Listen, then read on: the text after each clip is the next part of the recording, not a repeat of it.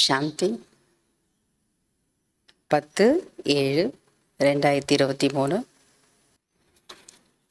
இன்றைய முரளியின் கேள்வி பதில்கள். முதல் கேள்வி: எதன் மீது முழுமையிலும் முழுமையான கவனம் வையுங்கள் என்று தந்தை கூறுகின்றார்? படிப்பின் மீது. எதன் மீது முழுமையிலும் முழுமையான கவனம் வையுங்கள் என்று தந்தை கூறுகின்றார்? பாபா சொல்றாரு, தந்தையின் வலதுகரமாகி சேவையில் ஆர்வம் வைத்து ஸ்ரீமத் மீது முழுமையிலும் முழுமையான கவனம் வையுங்கள் என்று தந்தை கூறுகின்றார். தந்தைக்கு நம்ம யாரா இருக்கணும்? ரைட் ஹேண்ட் குழந்தைகள். வலதுகரமான குழந்தைகள் யாரு? யார் நல்லா சேவை செய்கிறாங்களோ, ஸ்ரீமதப்படி நடக்கிறாங்களோ இல்லையா, அந்த ஸ்ரீமத்துக்கு முக்கியத்துவம் கொடுக்குறாங்களோ அவங்க தான். அதனால தான் பாபா சொல்கிறார், தந்தையின் வலதுகரமாகி சேவையில் ஆர்வம் வைத்து ஸ்ரீமத்தின் மீது முழுமையிலும் முழுமையான கவனம் வையுங்கள் என்று தந்தை கூறுகின்றார். 2வது கேள்வி: எவை இல்லாமல் உலக நன்மை நடக்க முடியாது?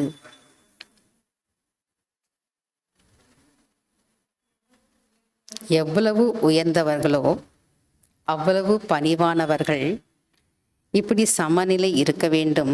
ஏனென்றால் உலக நன்மை பணிவு இல்லாமல் நடக்க முடியாது.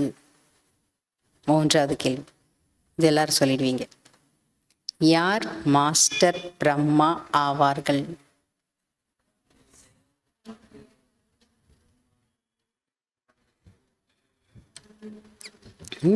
தனது பாபா சொல்றார், தன்னுடைய செயல் மற்றும் மனநிலையின் மூலம் பிரம்மா தந்தையை தெளிவாக காட்டக்கூடியவர்கள்தான் மாஸ்டர் பிரம்மா ஆவார்கள். 4வது, எதனால் சண்டிகா தேவியின் பூஜை நடக்கிறது?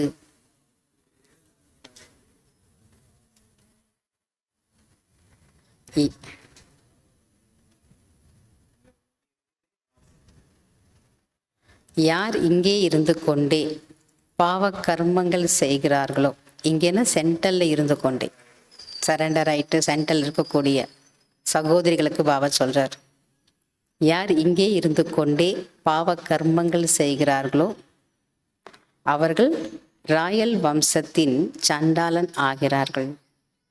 இருப்பினும் அவர்களுக்கு கிரீடம் போன்ற விஷயங்கள் கிடைத்து விடுகிறது. ஏனெனில் இங்கே தத்தெடுக்கப்படுகிறார்கள் அல்லவா. இதனால் சண்டிகா தேவியின் பூஜை நடக்கிறது. இல்லையா, அவங்களுக்கு கூட எப்படி காமிச்சிருக்காங்க சண்டிகா தேவிக்கு, அவங்களுக்கு கிரீடம் வச்சிருக்காங்க.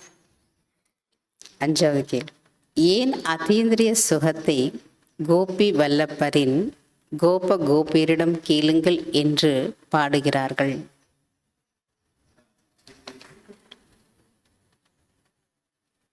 மாணவ வாழ்க்கைதான் ஸ்டூடெண்ட் லைஃப். மாணவ வாழ்க்கைதான் மிக சிறந்த வாழ்க்கையாகும். Student life is the best life. இது வருமானத்திற்கான ஆதாரமாகும். இது மனிதனிலிருந்து தேவதையாகுவதற்கான பாடசாலை. தேவதைகள் உலகத்திற்கு எஜமானர்களாக இருந்தார்கள், இதுவும் உங்களுக்கு தெரியும். எனவே அளவற்ற குஷி இருக்க வேண்டும். ஆகையினால்தான் அதீந்திர சுகத்தை கோபி வல்லப்பரின் கோபியரிடம் கேளுங்கள் என்று பாடப்பட்டுள்ளது.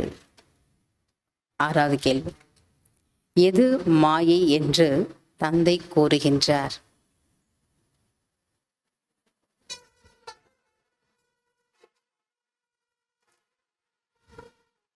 எது மாயை என்று தந்தை கூறுகின்றார்?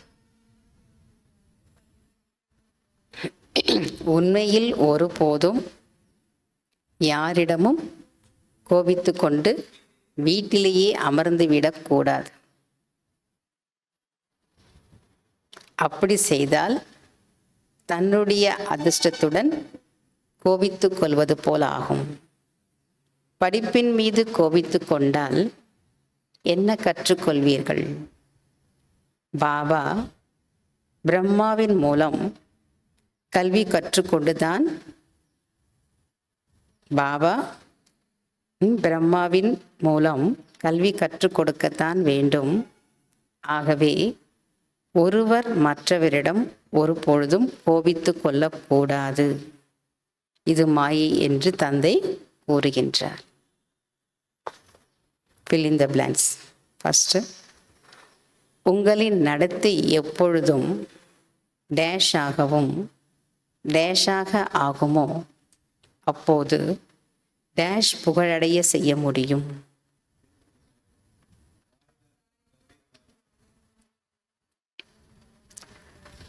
உங்களின் நடத்தை எப்பொழுதும்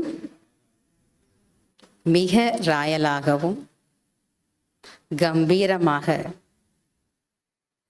ஆகுமோ அப்பொழுது பாபாவின் பெயரை புகழ் அடைய செய்ய முடியும். ரெண்டாவது, தூய்மையற்றவர்களை டேஷ் என்றும் தூய்மையானவர்களை டேஷ் என்றும் சொல்கிறார்கள்.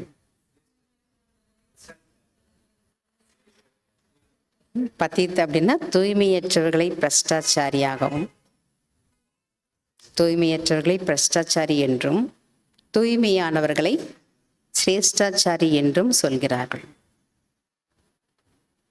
மூன்றாவது, டேஷ் மற்றும் டேஷ் சங்கமேகத்தில் தான் கிடைக்கிறது. ஆன்மீக தந்தை மற்றும் ஆன்மீக ஞானம் சங்கமேகத்தில் தான் கிடைக்கிறது. Spiritual father, spiritual knowledge. நாலாவது, நாம் நிரந்தரமாக நினைவு செய்து கொண்டே இருப்பதற்கு டேஷ் செய்ய வேண்டும். நாம் நிரந்தரமாக நினைவு செய்து கொண்டே இருப்பதற்கு முயற்சி செய்ய வேண்டும். இல்லையா? நிரந்தரமாக நினைக்கிறதுக்கு இன்னைக்கு பாபா என்ன சொன்னார் முரளியில்? ஆஷிக் மாஷிக். நீங்கள் எல்லாரும் காதலிகள், சிவ் பாபா யார்? மாஷிக், காதலன். எந்த காரியங்கள் செய்துட்டு இருந்தாலும் நிரந்தரமாக அவரை நினைக்கணும். ஒரு சம்பந்தம், ஒரு உறவு முறை இருந்தால் தான் நினைவு வரும் இல்லையா? அஞ்சாவது, சக்திகளாகிய உங்களின் நடத்தை டேஷ் நடப்பதை போல டேஷாக இருக்க வேண்டும். சக்திகளாகிய உங்களின் நடத்தை பெண்மையில் நடப்பதை போல கம்பீரமாக இருக்க வேண்டும்.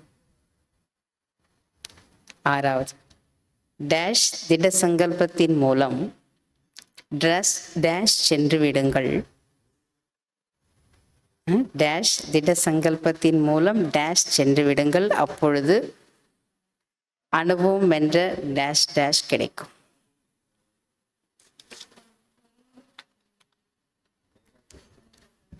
ஏகாங்கிரதா